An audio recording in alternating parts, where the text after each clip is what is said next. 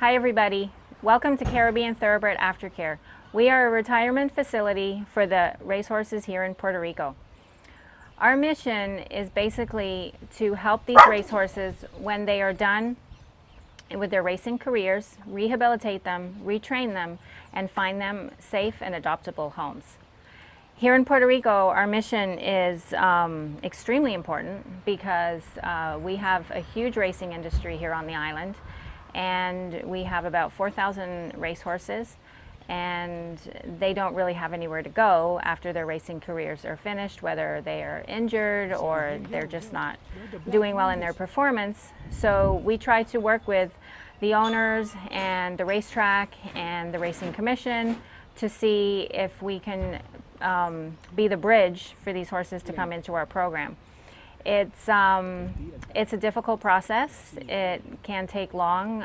The rehab times for a lot of the horses that have fractures, tendon injuries, and because of our space and lack of funding, we do have to move as quickly as we can because we can only take 20 horses at a time.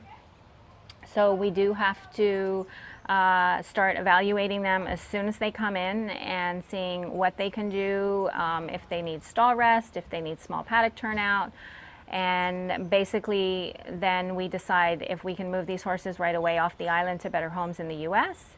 Of course, we have to do blood work because if any horses have pyroplasmosis here in Puerto Rico, they cannot travel back to the United States, which makes another difficult process for us because the ones that do have pyro have to stay here, and then sometimes it is difficult to rehome them here on the island because there's a lack of homes. I mean, we only have a handful of equestrian centers here, and the education on how to take care of this type of horse is lacking for many people.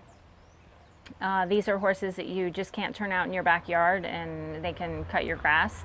They do need a grain, they do need special care, they need time to adjust. Some of them take longer than others. And so we are very picky about when people fill out our pre-adoption applications, and we like to invite them to the facilities to visit us and visit the horses, and we can get a better feel on what they know, and we basically go from there with the horses. Okay, so here at CTA, Caribbean Thoroughbred Aftercare, we have 6 employees. We have basically on a daily basis, the first one comes in at 7:30, does the feeding, does all the water, cleans the stalls. The next one comes in at 8:30, and that person, I discuss with them what the routine is for the day, whether we're gonna be training that day. Our Tuesdays and Fridays are our training days, where we actually are riding the horses. Most of our horses need rehab and veterinary care, which we work very closely with the racetrack clinic with Dr. Ricardo Loenas and Dr. Randy Armand. And they pretty much trust me that now with the rehab cases that I can pretty much do everything that needs to be done. So we do therapies, we do shockwave therapy, we do microcurrent therapy, we do laser therapy, on whatever injuries and lesions the horses have. So a typical morning is basically bathing the horses, grooming, taking care of their ailments, and hand walking, round pen work, turnout. The pasture horses that are on rehab rest usually come up, depending on the weather. If it's really, really hot, then they will come up every day and just get sprayed off. If it's not too bad, they'll come up 3 days a week and have a good bath. Our terrain here is really rocky, so I have tried in the past to keep these horses without shoes on, but it just they just abscess all the time. So we do find it easier to keep shoes on the horses. We have a couple we do take, we have been able to take the back shoes off, and which does help with our expenses also. But and then in the afternoons, it's basically bring up the ones that are in the pastures during the morning. They get a bath, they get groomed, medications for the afternoon. Again, clean the stalls. I'm very picky about the stalls, so we do the stalls 3 times a day.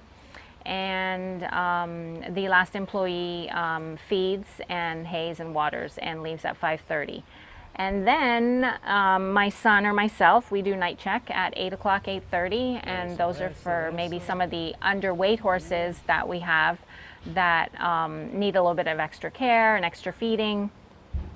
And the stalls get cleaned out again at 8:30 at night, and everybody gets their water topped up and hay, and just make sure everybody's good for the night.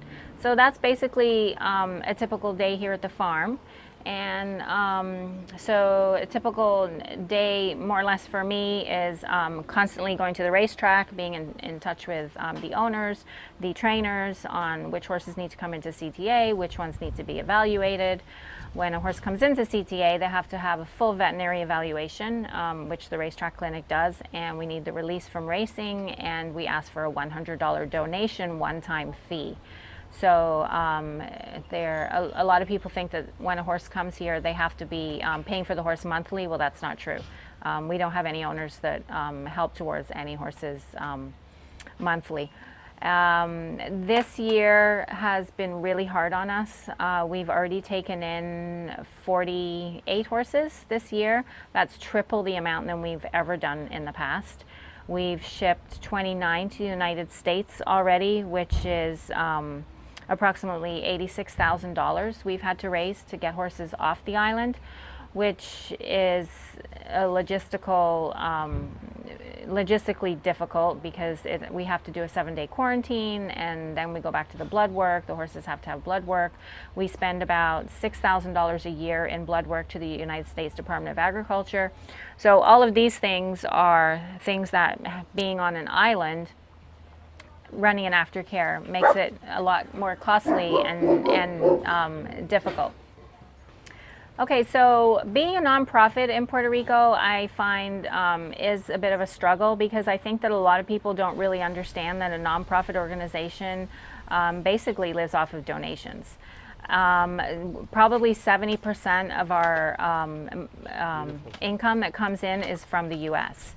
We don't get a lot of donations from the industry here. We get about 20% of our operational budget, which is super low, because, I mean, when you think about, these horses are the industry's horses.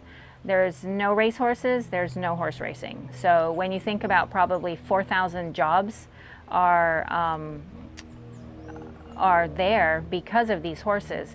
So I think that euthanasia and just letting horses out in big farms, I don't think that's the answer, and that's why we're here.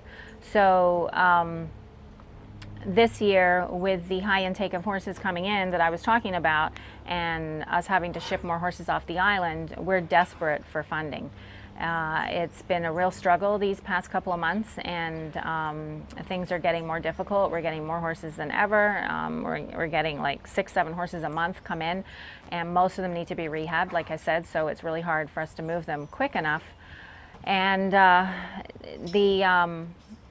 the donations and the fundraisers have really slowed down. So I think with the new racing commission, Orlando Rivera was the first racing commissioner that ever came to CTA. He's been here now twice, and that is like huge to me. I mean, I've been here 25 years in this industry, and I've never seen a racing commissioner ever take so much interest in really what happens to these horses when they're done racing.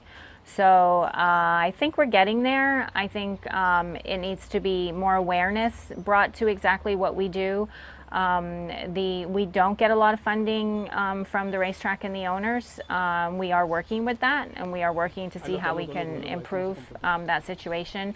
We would like to do sanctuary here in Puerto Rico for these horses. Sanctuary horses are horses that we really can't find homes for them in the States because their lesions, they can't do much, like Don Carlos Ere. He's sanctuary. We have Tito's Discount. We recently had Malibu Sunset, which unfortunately we had to euthanize.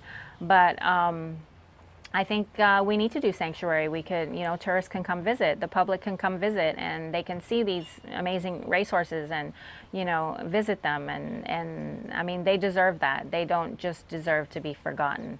And I think with the, like I said, with the new racing commission and the help of the racetrack, Camarero, and the horse owners and everybody involved.